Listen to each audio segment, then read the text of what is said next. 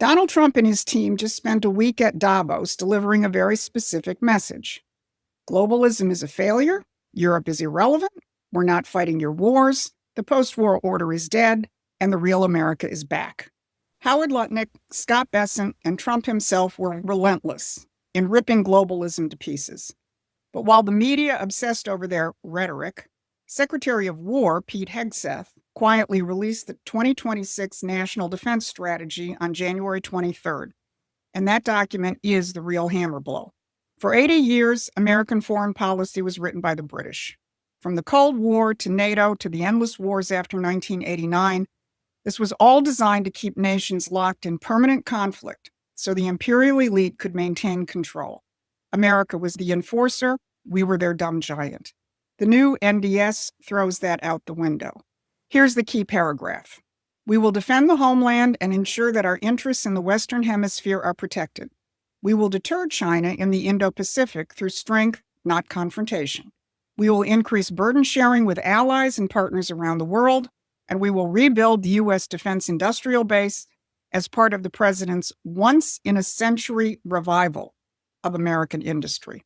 Now, this document explicitly states that the security of the U.S. homeland and the Western Hemisphere is now our primary concern, not China, where, as you saw, the language shifted from strategic competition to strength, not confrontation. And the usual saber-rattling over Taiwan, gone. Well, the British noticed. And even more shocking to the geopolitical establishment, Russia is now described as a persistent but manageable threat to NATO's eastern members. Did you catch that? A threat to NATO's eastern members, not necessarily to the United States. And the Washington Post got that message. What does this add up to? The revival of the Monroe Doctrine. The Western Hemisphere is now the foundation of American national defense. Not Europe, not the Pacific, but our neighborhood. And the Department of War isn't waiting around. Immediately after the NDS dropped, Joint Chiefs Chairman General Dan Kane announced something unprecedented. On February 11th, he's convening military leaders from 34 Western Hemisphere nations. The mission?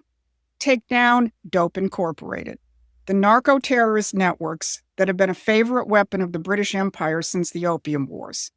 That's why Maduro was captured. That's why Venezuela, Colombia, and other countries are being given the opportunity to free themselves from the cartels. And the February meeting will bring the rest of the hemisphere into the fight. Trump didn't just ruffle feathers at Davos. He ended 80 years of British-written American foreign policy. No more permanent great power enemies. No more regime change abroad. No more color revolutions funded by USAID. No more American blood and treasure spent enforcing the empire's rules-based order. They had no choice but to activate domestic assets. The Trump administration announced the end of the post-war order, and the empire knows it. And that's why they're suddenly channeling Lord Palmerston, the original color revolution mastermind, who spent decades trying to stop the American system from spreading. They couldn't beat us through their rules-based order, so they're reaching back 170 years for the playbook that preceded it. Which brings us back to Minneapolis.